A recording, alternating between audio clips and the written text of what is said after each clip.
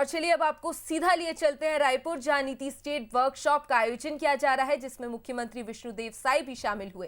कर रहे हैं सचिव महोदय माननीय मुख्यमंत्री महोदय को।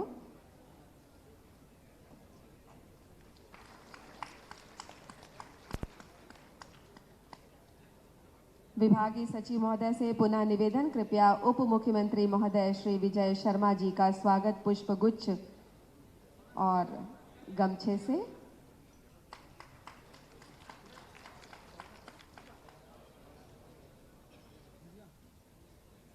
कोसे से निर्मित ये गमछा जो हमारे राज्य के प्रतिभा संपन्न कलाकारों ने स्वयं अपने हाथों से गढ़ा है, और ये शिल्प बेल मेटल का नंदी भेंट कर रहे हैं माननीय उप मुख्यमंत्री महोदय को।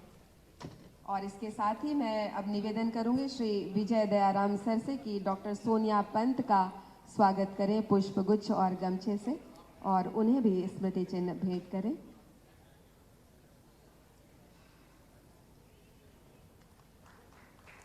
CEO skill Shri Vijay Dayaram sir स्वागत कर रहे हैं डॉक्टर सोनिया पंत जी का, director skill development labour and employment NITI Aayog.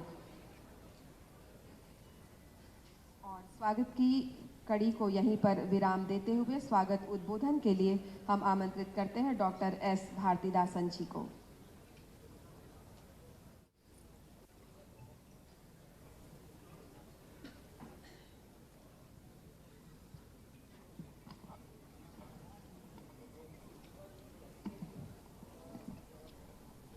आज नीति आयोग भारत सरकार द्वारा छत्तीसगढ़ शासन के कौशल विकास विभाग के सहयोग से छत्तीसगढ़ में युवाओं, महिलाओं एवं आदिवासी समुदायों के लिए कौशल, रोजगार और आजीविका के विषय पर आयोजित इस कार्यशाला में उपस्थित हमारे प्रदेश की मुखिया, इस कार्यक्रम के मुख्य अतिथि माननीय मुख्यमंत्री जी छत्तीसगढ़ शासन, माननीय उप मुख्यमंत्री जी छत्तीसगढ़ शासन, गृह विभाग, पंचायत एवं ग्रामीण विकास विभाग, तकनीकी शिक्षा, रोजगार विभाग छत्तीसगढ़ शासन, साथ में नीति आयोग से आए हुए सोनिया पंत जी, programme director skill vertical NITI Aayog और उनकी पूरा टीम,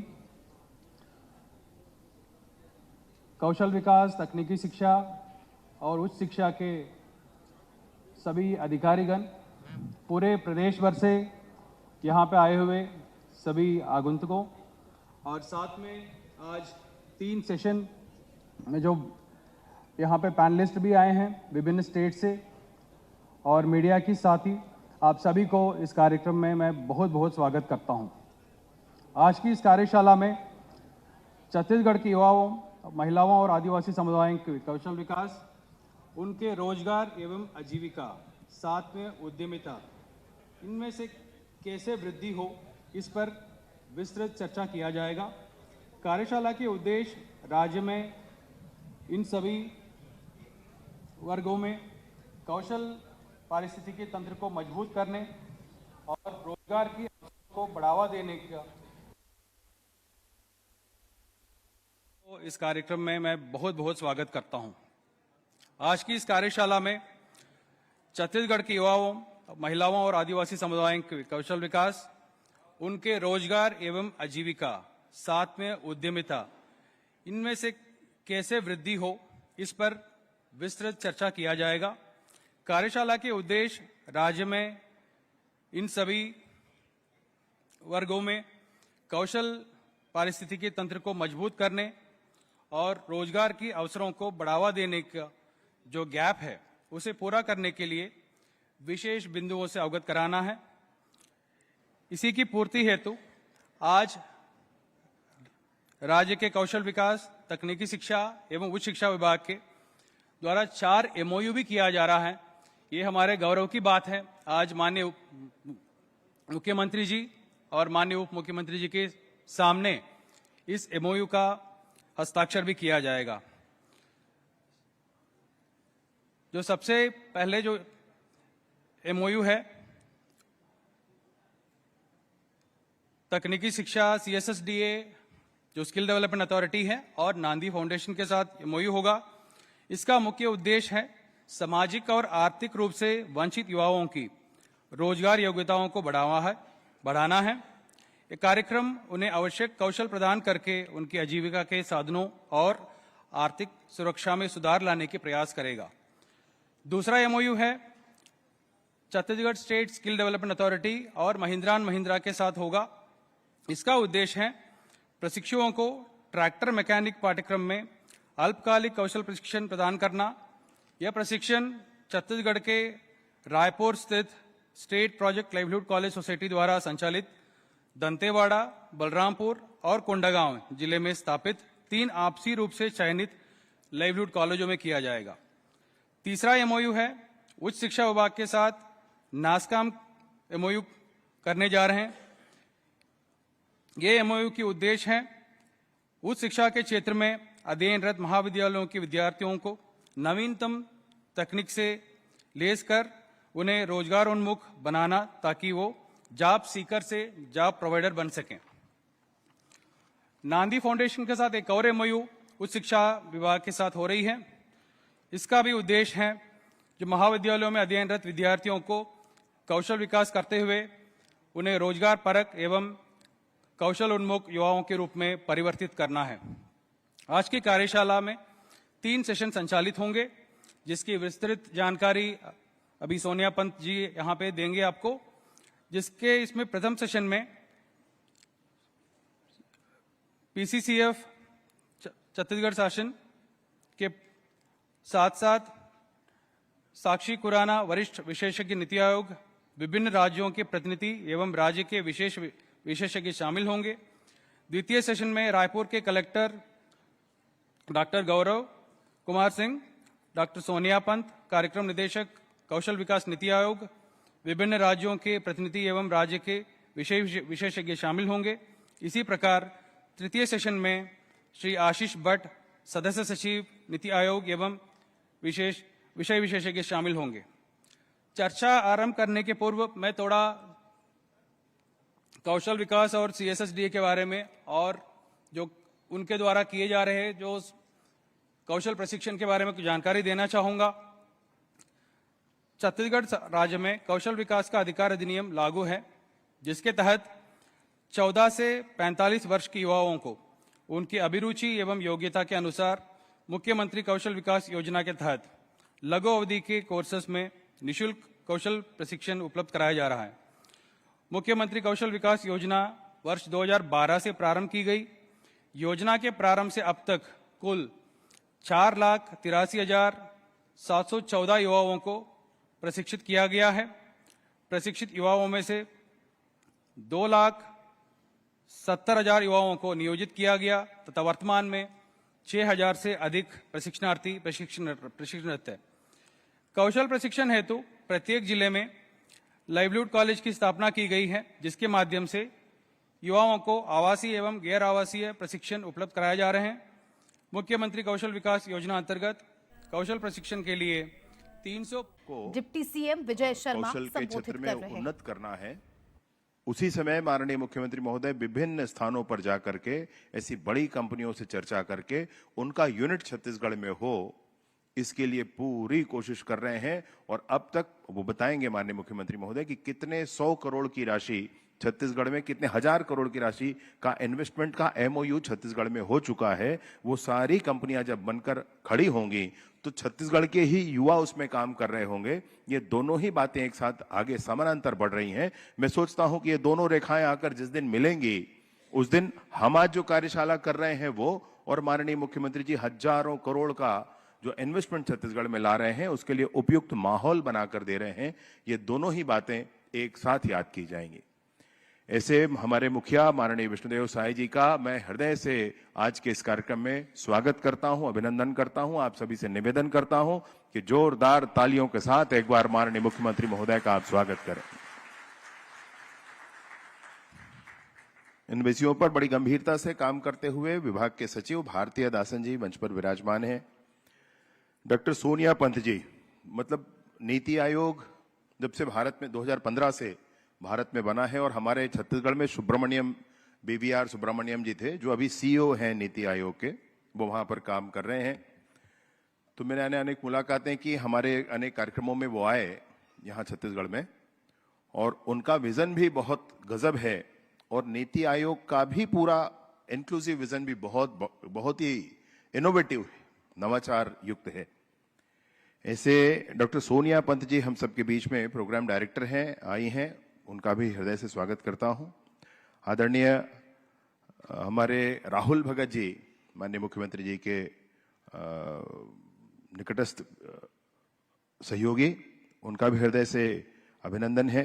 आदरणीय श्री विजय दियाराम जी, सीईओ हैं हमारे स्किल डेवलपमेंट के, उनका भी मंचासीन है, उनका भी हृदय से स्वागत है। और आप सभी साथियों का, मीडिया के साथियों का, सभी अधिकारियों का, विभिन्न प्रदेशों से आए सभी स्किल डेवलपमेंट के क्षेत्र में काम करने वाले साथियों का, अनेकों कंपनियों से आए जो लोग हैं, जिनका आज एमओयू भी आज यहाँ होना है, उनका भी हृदय से स्वागत करता हूँ।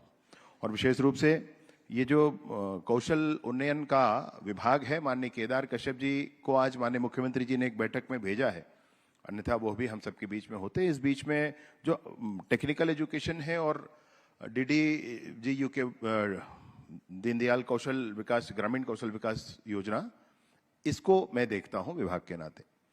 जो भी है, मसला यह है कि हमारे छत्तीसगढ़ की आवश्यकताएं क्या है, कैसा होना चाहिए, पूरे प्रदेश में क्या होना चाहिए, अभी तक छत्तीसगढ़ क्या कर रहा है, तो मैं एक दो चीजें अपनी जरूर बताना चाहता हूं।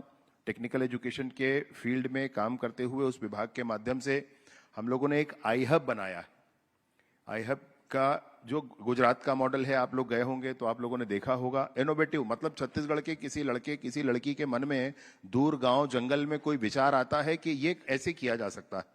अब उस नए विचार का पोषण कैसे हो, उस नए विचार को लेकर के वो कहां जाए, वो नए विचार उसको भूमि पर आने के लिए, वह जो बीज मन में आया है वह धरातल पर उतर आए, मूर्त रूप ले ले, इसके लिए वह व्यथित है, वह उत्साहित भी है, वो कहां जाए। तो ऐसे सारे नवाचारियों के लिए जो स्थान बना है वो छत्तीसगढ़ आई हब बना है। उसका यूनिट हम अभी इस महीने माननीय मुख्यमंत्री महोदय के हाथों रायपुर इंजीनियरिंग कॉलेज में प्रारंभ करने वाले हैं। बाद में भवन बनेगा, सब कुछ होगा, परंतु ऐसे किसी भी नवाचार वाले विचार को लेकर के जब कोई व्यक्ति वहां आएगा तो उसको उसकी उन विचारों की फीजिबिलिटी देख करके, वो कितना फीजिबल है ये देख करके उनका रजिस्ट्रेशन हो जाएगा, और रजिस्ट्रेशन हो जाने के बाद बैंक लोन भी उनको मिल सकता है, कुछ सब्सिडी भी, कुछ लोन, कुछ ग्रांट भी सरकार की ओर से मिल सकता है, काम करने की जगह मिल सकती है, और इन सारी चीजों के साथ वो वहां रहकर और अपने उस विचार के करस्पॉन्डिंग प्रोटोटाइप डिजाइन कर सकता है। और जितने भी यहाँ पर स्थानीय नौजवान एंटरप्रेन्योरशिप करने वाले नौजवान इंडस्ट्रियलिस्ट हैं, वह भी उसमें जुड़े हुए हैं। वो इसलिए क्योंकि प्रोटोटाइप जब उनका बनकर उस विचार का तैयार होगा तो उसका कॉमर्शियल प्रोडक्शन करने के लिए वो कंपनियों के साथ अनुबंध कर पाएंगे, और कॉमर्शियल प्रोडक्शन करके एक यूनिट वो शुरू कर पाएंगे, एक बिजनेस वो शुरू कर पाएंगे। इसलिए आई हब शुरुआत किया गया है। मई महीने में इसका औपचारिक उद्घाटन माननीय मुख्यमंत्री महोदय के हाथों हो जाएगा। इसके साथ ही साथ बहुत हम लोग राजनीतिक कार्यकर्ता हैं, प्रैक्टिकली जो बात समझ में आती है, मुर्गी बेचने वाले अगर एक जगह मुर्गी फार्म बना करके और वहीं प्रोडक्शन करके और वहीं से बेच दिया तो जनता को क्या लाभ हुआ। इसमें बड़ी स्पष्टता के साथ, जैसे माननीय मुख्यमंत्री जी ने अभी बस्तर में बैठक ली, उन्होंने स्पष्ट किया बस्तर में बस्तर मॉडल लागू होगा। अगर किसी को ऐसा करना भी है, वहां पर पोल्ट्री फार्म भी डालना है, तो बस्तर के दूर गांव में बसे लोगों के घर में मुर्गी पलना चाहिए, और वो मुर्गी यहां पर एक साथ एकत्रित होकर के आगे बढ़ना चाहिए, आगे बिकना चाहिए। इस मॉडल को तैयार किया जाना चाहिए। इस तरह के मॉडल तैयार किए जाने चाहिए, जैसे कि बजाज का बल्ब होता है, जैसे कि लिज्जत का पापड़ होता है, घरों में बनता है, सील मोहर उसका स्टैंडर्ड फिक्स है, और वो एक उस स्टैंडर्ड के बाद आकर के एक जगह सील लग करके फिर उसकी मार्केटिंग, लॉजिस्टिक्स, ये सब उसकी चिंता की जाती है। जिसमें लोग जुड़े, जिसमें जनता जुड़े, जिसमें गांव का व्यक्ति जुड़े, जिसमें गरीब जुड़े, जिसमें उसके हाथ में स्किल हो। स्किल मतलब किसी एक जगह पर, एक स्थान पर जाकर के वीटीपी जो हम बनाकर चलते हैं, अभी वीटीपी का कॉन्सेप्ट हो गया कि एक कमरे में रखा कंप्यूटर, ये सब मिलाकर वीटीपी। जबकि वीटीपी का कॉन्सेप्चुअली विषय ये था कि अगर कोई व्यक्ति मैकेनिक है और एक सड़क के किनारे उसकी दुकान है मैकेनिक की, मोटरसाइकिल बनाने की दुकान, तो वो वीटीपी हो सकता है और वहां पर एक व्यक्ति पंजीकृत हो सकता है वहां पर प्रशिक्षण प्राप्त करने के लिए, वो उसका प्रशिक्षक हो सकता है और इसको मान्यता देनी चाहिए। तो ये वीटीपी होना चाहिए भाई, इस तरह का वीटीपी होना चाहिए। जो जहां प्रैक्टिकली काम कर रहा है वो वीटीपी होगा। एक कमरे में रखा कंप्यूटर और उस पर कोई काम करने वाला, ये वीटीपी नहीं होता है। नीति आयोग के साथ भी और माननीय प्रधानमंत्री जी एक सीएम कॉन्क्लेव करके एक मीटिंग लेते हैं हर 3 महीने में, और जब माननीय प्रधानमंत्री जी बोलते हैं तो ऐसे लगता है कि कल्पना लोक से कोई बोल रहा है। मैं सौभाग्यवश 3 ऐसी बैठकों में रहा उनके साथ, माननीय मुख्यमंत्री जी के साथ हम लोग गए थे, उस बैठक में रहा मैं। तो वो ऐसे बोलते हैं जैसे कल्पना लोक से कोई बोल रहा है। वो सारी बातें, सारी बारीकियां जिसको हमारे समाज में उतर आना चाहिए, वो सब बातें होती हैं। बस्तर में अगर हम बात करें और बस्तर के माइनर फॉरेस्ट प्रोड्यूस के डेवलपमेंट के बारे में बात ना करें तो कैसे चल सकता है। अभी हमारे SRLM, NRLM जो संस्थाएं हैं, जो बहुत सारे ग्रुप हैं, उनके तरफ से हमने आग्रह किया है IIT भिलाई से कि बस्तर का कोई माइनर फॉरेस्ट प्रोड्यूस है A और उससे बन सकता है A1, A2, A3 up to X whatever. तो A से A1 बनेगा तो उसका प्रोसेस क्या होगा और उसका मशीनरी क्या होगा, आप हमारे लिए डेवलप कर दीजिए, रिटर्न डेवलप कर दीजिए। People are knowing this thing. आपको डॉक्यूमेंटेशन चाहिए, डॉक्यूमेंटेशन हो जाए, और अगर कुछ अच्छा हो सकता है तो और हो जाए। A से A2 कैसे बनेगा, इसका डॉक्यूमेंटेशन हो जाए प्रोसेस का, और इसका मशीनरी हो जाए। एक हम ऐसा MOU भी करने जा रहे हैं। A फिर B कोई माइनर फॉरेस्ट प्रोड्यूस है तो B1, B2, B3 बन सकता है, तो उसके प्रोसेस और उसके मशीनरी के बारे में ये कर करके उन्होंने हमसे कहा है कि हम ये बना कर देंगे और बस्तर में हर जगह लागू किया जाएगा। माननीय मुख्यमंत्री जी की ऐसी मंशा है कि जितने भी आज हमारे सुरक्षा के कैंप बस्तर में लगे हैं, आने वाले समय में वो कौशल उन्नयन के केंद्र होंगे, वह उद्योग के केंद्र होंगे। वहां बस्तर के माइनर फॉरेस्ट प्रोड्यूस को लेकर के बनाए हुए विभिन्न प्रोडक्ट्स के लिए वो स्थान निर्धारित होंगे और नौजवान वहां पर काम करते रहेंगे। ये फोर्स वहां पर बहुत दिनों के रहने की आवश्यकता भी नहीं है, ऐसा माननीय मुख्यमंत्री जी का मानना है। बस्तर जैसे ही लाल आतंक से मुक्त होगा, हर एक कैंप के माध्यम से ये चीजें अंदर तक पहुंचाई जाएंगी। हमारे कौशल उन्नयन की दिशा में ये होना चाहिए। AI ही माध्यम नहीं है, AI पर भी काम हो ना ही नहीं है, परंतु जो आवश्यकता है, मुझे बहुत बड़ी प्रसन्नता हुई है जान करके कि ड्राइविंग हम सिखाने वाले, हम क्रेन पर काम करना सिखाने वाले। बड़ी प्रसन्नता हुई इस विषय को जान करके कि हम स्थानीय आवश्यकता को, रीजन स्पेसिफिक और कल्चरली रिलेवेंट, इन चीजों पर फोकस कर रहे हैं।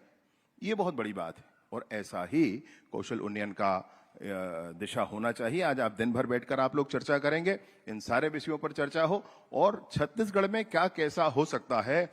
माननीय मुख्यमंत्री जी जिस ताकत के साथ, जिस रफ्तार के साथ छत्तीसगढ़ को आगे ले जा रहे हैं, उस छत्तीसगढ़ के लिए हम कैसे कर सकते हैं, कैसे संयोजन कर सकते हैं, कैसे लोगों को उन्नत कर सकते हैं, कौशल उनका उन्नत कर सकते हैं, इस पर जरूर आज आपके इस मंथन के बाद अमृत निकलेगा। इस विश्वास के साथ बहुत बहुत धन्यवाद। आपके संबोधन के लिए बहुत बहुत धन्यवाद माननीय उप मुख्यमंत्री महोदय। छत्तीसगढ़ शासन की कौशल उन्नयन योजनाओं और तकनीकी शिक्षा के भविष्य के बारे में जो आपने बातें अपने संबोधन में कही हैं, हमें पूरा विश्वास है कि छत्तीसगढ़ में वो 100% फलीभूत होगा। तो रायपुर की सीधी तस्वीरें आपने देखी, जहां वर्कशॉप का आयोजन और डिप्टी सीएम विजय शर्मा ने अभी संबोधित किया और जानकारी दी कि किस तरह से इस वर्कशॉप से प्रदेश का विकास होगा। और मुख्यमंत्री विष्णुदेव साय भी आप देख सकते हैं इस दौरान इस कार्यक्रम में मौजूद है। NITI स्टेट वर्कशॉप का आयोजन रोजगार और स्किल डेवलपमेंट को लेकर इस वर्कशॉप का आयोजन किया गया, जिसमें डिप्टी सीएम विजय शर्मा, मुख्यमंत्री विष्णुदेव साय शामिल हुए। तो रायपुर की सीधी तस्वीरें आप देख रहे हैं बंसल न्यूज पर। रोजगार और स्किल डेवलपमेंट को लेकर इस वर्कशॉप का आयोजन किया जा रहा है। किस तरह से युवा पीढ़ी को रोजगार मिले, किस तरह से युवा अपने स्किल्स को डेवलप करके रोजगार के नित नए अवसर खोज सकते हैं। इस वर्कशॉप का मकसद यही है। स्टेट लेवल पर वर्कशॉप का आयोजन किया जा रहा है और प्रोत्साहित करने के लिए युवाओं को स्किल्स को मुख्यमंत्री विष्णुदेव साय इस कार्यक्रम में शामिल हुए। मुख्यमंत्री के अलावा डिप्टी सीएम विजय शर्मा भी आपको तस्वीरों में नजर आ सकते हैं, जिसमें आप देख सकते हैं मुख्यमंत्री, इसके साथ ही डिप्टी सीएम विजय शर्मा, जिन्होंने इस कार्यक्रम को लेकर जानकारी दी और कहा कि क्यों इस तरह के कार्यक्रम जरूरी होते हैं प्रदेश के विकास के लिए। कार्यक्रम की तस्वीरें देखेंगे, सीधी तस्वीरें रायपुर से।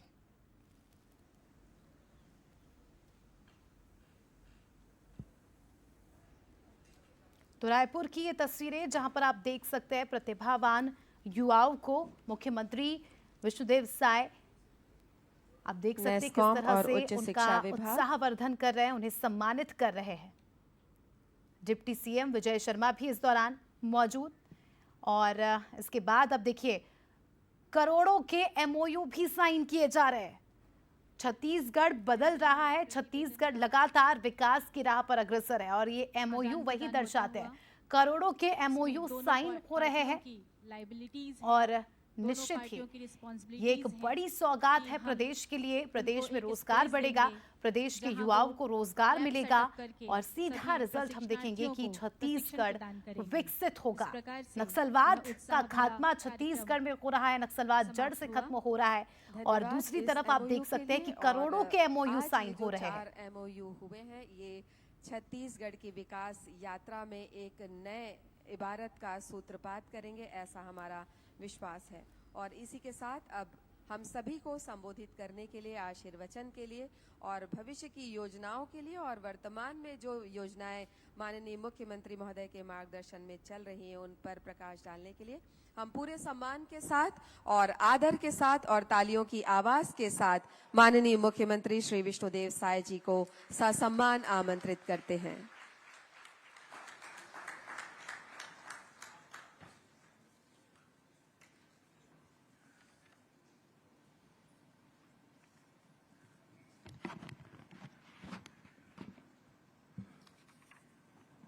बोलिए भारत माता की, भारत माता की, छत्तीसगढ़ महतारी की, छत्तीसगढ़ महतारी की। कौशल विकास को लेकर आयोजित आज के कार्यशाला में हम लोगों के बीच मंच में विराजमान हमारे प्रदेश के ऊर्जावान डिप्टी सीएम, जिनके पास कौशल विकास और रोजगार विभाग भी है, आदरणीय श्री विजय शर्मा जी, कौशल विकास एवं तकनीकी शिक्षा विभाग के सचिव डॉक्टर एस भारतीदासन जी, नीति आयोग दिल्ली से पधारी कौशल विकास के programme director doctor Sonia Pant ji, कौशल विकास विभाग के CEO Shri Vijay Dayaram, CM secretary Shri Rahul Bhagat ji और सभी अधिकारीगण। मुझे ज्ञात हुआ है कि आज का ये कार्यशाला कई सत्रों में चलेगा और इसमें हमारे कौशल विकास से संबंधित कई विशेषज्ञ भी आए हैं मध्य प्रदेश और उड़ीसा से, उनका भी स्वागत है।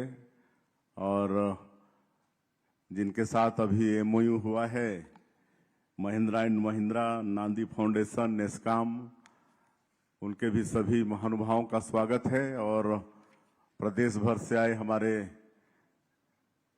प्रतिभागी युवा भाइयों और बहनों और मीडिया के साथियों, आज के इस कार्यशाला में आप सभी लोगों का मैं हृदय से अभिनंदन और स्वागत करता हूं।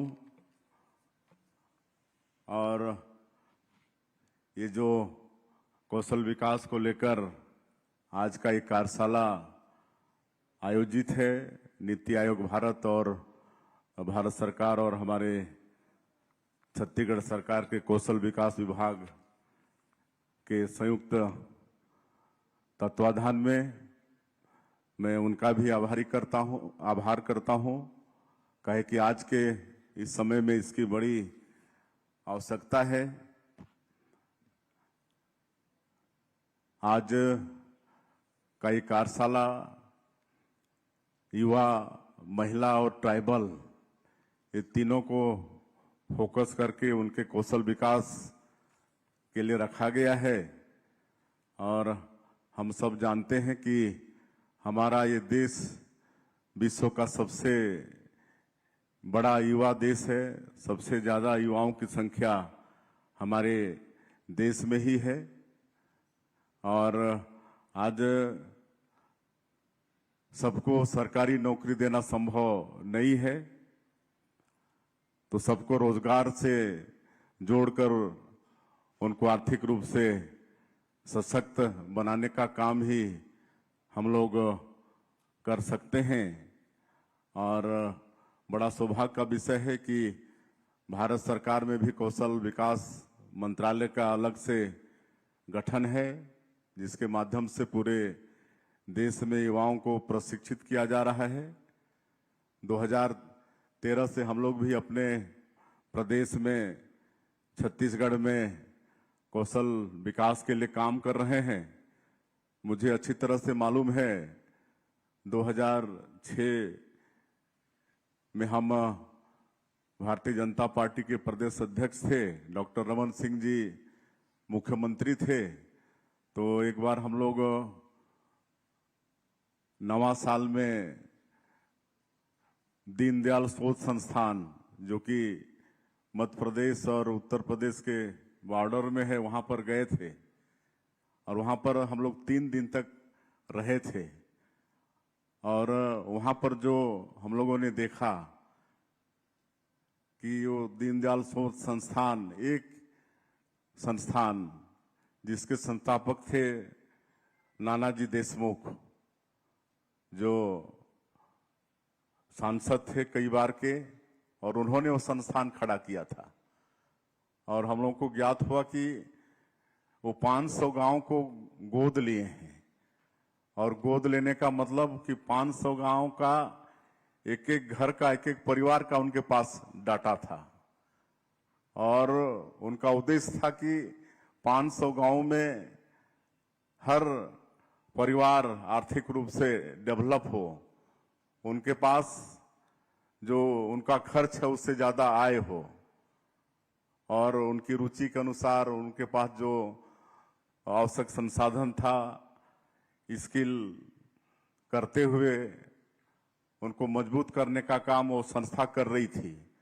और 2006 तक हमको बताया गया हम लोगों की 80 गांव को आत्मनिर्भर कर चुके हैं, 80 गांव को। तो उसका मतलब ये नहीं था कि हर परिवार को नौकरी से जोड़े, लेकिन जिस परिवार के साथ जो भी था, बंजर भूमि थी तो वहां पर फलोद्यान, वृक्षारोपण, औषधि का पौधा लगा के, और वो दीनदयाल शोध संस्थान जो कई 100 एकड़ में है, उसमें हर तरह का प्रशिक्षण का कार्यक्रम वहां पर दिया जा रहा था। हर्बल प्लांट लगाने से लेकर पशुपालन, गाय पालन, मछली पालन, हर चीज। तो मेरा इसका यहाँ पर जिक्र करने का आशय ये है कि एक व्यक्ति अगर ठान ले तो क्या कुछ नहीं कर सकता है। और आज जब हम 2025 में हैं, तो आज 2006 की हम बात कर रहे हैं। उस समय 80 गांव, एक संस्थान आत्मनिर्भर बना चुका था। आज तो और भी कितने गांव आत्मनिर्भर हो चुके होंगे। तो ये तो हमारी पूरी सरकार है, भारत सरकार है, छत्तीसगढ़ सरकार है। तो हम लोग चाहेंगे तो क्या कुछ नहीं कर सकते हैं। तो निश्चित रूप से ये जो कार्यशाला है, जो आज दिन भर कई सत्रों में चलेगा, और इसमें हमारे कौशल विकास के कितने विशेषज्ञ आए हैं, बड़ा ये सार्थक रहेगा ये कार्यशाला, ऐसा मैं समझता हूं। और इसका लाभ निश्चित रूप से हमारे छत्तीसगढ़ को मिलेगा। छत्तीसगढ़ में भी बहुत युवा हैं और आज मुझे बड़ी खुशी हुई जानकर कि महिंद्रा एंड महिंद्रा वालों के साथ एमओयू हुआ है। वो भी ट्रैक्टर बनाने का प्रशिक्षण हमारे बच्चों को देंगे। आज जहां हम लोग बात कर रहे हैं, ट्राइबल को फोकस कर रहे हैं इस कार्यशाला में, तो ट्राइबल, क्योंकि मैं भी उसी कौम से हूं, गांव का रहने वाला हूं, तो अच्छी तरह से मैं ट्राइबल लोगों की बात समझ सकता हूं, जान सकता हूं। आज जो ज्यादा पढ़ लिख जाते हैं ट्राइबल समाज से, वो तो कोई ना कोई नौकरी में जुड़ ही जाते हैं, लेकिन कई लोग फेल हो जाते हैं। कोई 12वीं फेल हो गया, कोई 10वीं फेल हो गया, कोई 8वीं तक ही पढ़ पाया। तो ऐसे लोगों को निश्चित रूप से जो आज एमओयू हुआ है महिंद्रा एंड महिंद्रा से, वो लोग ट्रैक्टर सिखाने का काम, मैकेनिक का काम करेंगे तो बहुत लाभ होगा। आज गांव-गांव में ट्रैक्टर है। आज गांव में भी लोग बैल छोड़ दिए हैं जोतना, काहे कि छोटा छोटा परिवार हो गया है। अगर बैल रखते हैं तो चराने की भी समस्या होती है, तो इसलिए वो ट्रैक्टर से खेती करना उनको आसान भी होता है और वो सस्ता भी होता है। तो ट्रैक्टर आज एक एक गांव में कई कई ट्रैक्टर हैं, तो निश्चित रूप से हमारे ऐसे क्षेत्र के बच्चे मैकेनिक का काम सीखेंगे तो बहुत उनको लाभ होगा। आज हम लोग जब गांव में देखते हैं, शहर में तो अलग बात है, लेकिन गांव में एक इलेक्ट्रिशियन खोजते हैं तो 2-2, 3-3 दिन वेट करना पड़ता है। प्लम्बर खोजते हैं तो 2-2, 3-3 दिन वेट करना पड़ता है। तो आज हम ऐसे ग्रामीण क्षेत्र में प्लम्बर, आपके इलेक्ट्रिशियन, इसमें भी हम लोग प्रशिक्षित कर सकते हैं हमारे बच्चों को।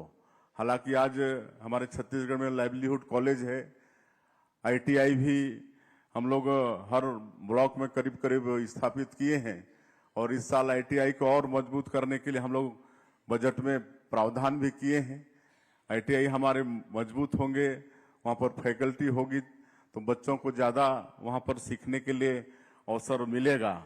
तो और मैं समझता हूँ कि ट्राइबल लोगों को जब हम फोकस कर रहे हैं, तो एक तो रुचि जानना पड़ेगा उनका, कहे कि रुचि के अनुसार ही उनको कौशल विकास देंगे और उसी में आगे बढ़ाएंगे तो फायदेमंद होगा। और जहाँ तक हमारा जो ट्राइबल है, वो कोई उसको बिजनेस व्यवसाय पकड़ा देंगे तो उसमें वो फेल हो जाएगा। लेकिन अगर हम उनको पशुपालन, मत्स्य पालन, बकरी पालन, ये सब में आगे बढ़ाते हैं, कहे कि वो रुचि का उनका विषय है, उन शुरू से ही वो जुड़े हुए हैं, तो उसमें अगर हम लोग आगे बढ़ाते हैं। और इस बार हम लोग छत्तीसगढ़ के बजट में ये मतलब बहुत बजट रखे हैं, बकरी पालन, मत्स्य पालन, मुर्गी पालन, इस सब के लिए भी, तो निश्चित रूप से उसमें उनको आगे बढ़ाया जाए, स्किलिंग किया जाए।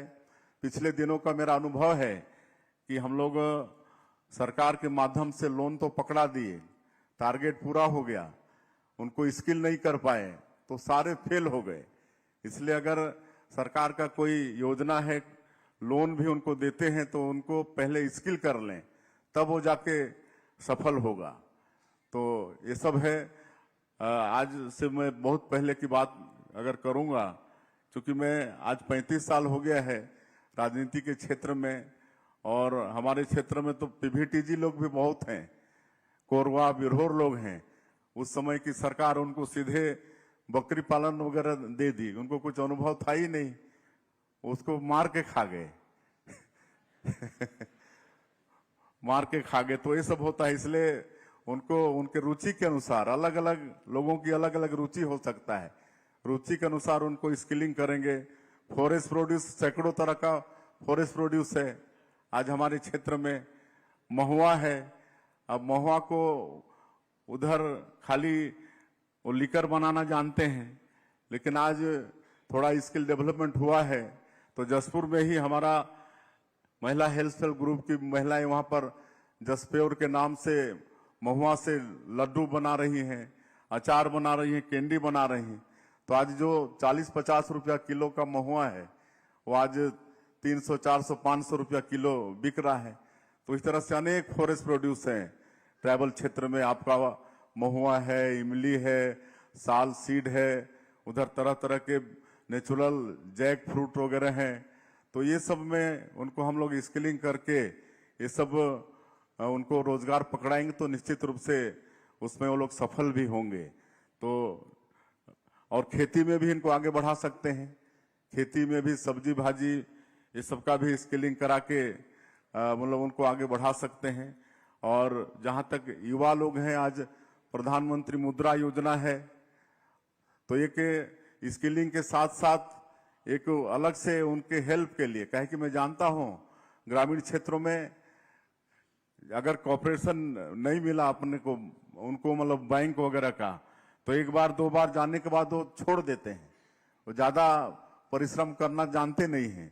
एक बार दो बार में उनको लोन वगैरह सब मिल गया तब तो रोजगार से जुड़ते हैं, नहीं तो ज्यादा वो मतलब वो जाना भी पसंद नहीं करते हैं। तो ये सब भी देखना पड़ेगा। स्किलिंग के साथ साथ उनको बैंक वगैरह से लोन भी आसानी से मिल जाए, ये भी चिंता करनी पड़ेगी। और महिलाएं आज महिला स्व सहायता समूह का जब से गठन हुआ है बहुत आगे आई हैं महिलाएं भी। आज कई जगह महिलाएं बहुत अच्छा काम कर रही हैं, ड्रोन चलाना भी आज सीख गई हैं, उससे दवाई और उर्वरक वगैरह की छिड़काव भी कर पा रही हैं। और कई जगह साबुन अगरबत्ती ये सब बनाने का काम भी महिलाएं कर रही हैं। तो ऐसे महिलाओं की जब हम बात करते हैं तो उनको भी चिन्हित करके कौन साबुन बनाना चाहती है, कौन महिला हेल्थ ग्रुप, कौन अगरबत्ती, कौन अचार पापड़, तो उनके रुचि के अनुसार उनको स्किलिंग करके उनको आगे बढ़ाएंगे तो निश्चित रूप से जो आज की कार्यशाला का जो उद्देश्य है यूथ, महिला और ट्राइबल, इनको हम लोग आगे बढ़ा पाने में सफल होंगे। और जैसा हमारे डिप्टी सीएम साहब बता रहे थे कि हमारी सरकार रोजगार पर विशेष ध्यान दे रही है। हम लोग जो न्यू इंडस्ट्रियल पॉलिसी जो हम लोग लाए हैं उसमें विशेषकर हमारा सरगुजा और बस्तर संभाग को फोकस किए हैं, जो जनजातीय बाहुल्य है। और जो अगर ST SC महिला, कोई दिव्यांगजन है, कोई अग्निवीर का रिटायर है तो उनके लिए विशेष रियायत भी दिए हैं। और अगर कोई उद्यमी अपने उद्यम में 1000 रोजगार देता है तो उसके लिए नई इंडस्ट्रियल पॉलिसी में 20 फोक की नीति लाए हैं। कई तरह की उनको सहूलियत हम लोग दे रहे हैं, तो निश्चित रूप से इसका फायदा आने वाले समय में होगा ऐसा हम समझते हैं। और आज नेस्कॉम और नंदी फाउंडेशन इनके साथ भी MOU हुआ है, उनका भी स्वागत अभिनंदन करते हैं। निश्चित रूप से उनका भी हमारे छत्तीसगढ़ को लाभ होगा। और चूंकि कई सत्र में आप लोगों का ये कार्यशाला चलने वाला है, इसलिए मैं आप लोगों का फिर से एक बार बहुत बहुत अभिनंदन स्वागत करते हुए और ये कार्यशाला सफल हो, हमारे विशेषज्ञ लोगों की बातों को हमारे जो प्रतिभागी भाई बहन हैं अच्छे से सुने और आगे अपने जीवन में कोई न कोई रोजगार से जुड़े, ऐसा मुझे पूरी संभावना है। और ये सफल हो ये कार्यशाला, ऐसी शुभकामनाएं देते हुए मैं अपनी बात यहीं समाप्त करता हूं। जय हिंद, जय छत्तीसगढ़। आपके सारगर्भित संबोधन के लिए बहुत बहुत धन्यवाद माननीय मुख्यमंत्री महोदय। आपकी दूरदृष्टि, जैसा कि आपने कहा कि रुचि के अनुसार स्किल प्रशिक्षण दिया जाना चाहिए, डेवलपमेंट होना चाहिए, वाकई ये एक ऐसी सोच है जो छत्तीसगढ़ की युवा, महिलाओं और जनजाति समुदाय के लोगों को अपना भविष्य उज्जवल करने में बहुत ही कारगर साबित होगा। और जैसा कि आपने अपने संबोधन में कहा कि छत्तीसगढ़ में युवाओं की संख्या बहुत ज़्यादा है, भारत में जो युवा शक्ति है उसकी संख्या ज़्यादा है, तो हम आप सभी दर्शकों को बताना चाहेंगे कि हमारा छत्तीसगढ़ भी 25 वर्ष का युवा राज्य है और एक युवा में कितनी प्रबल संभावना होती है।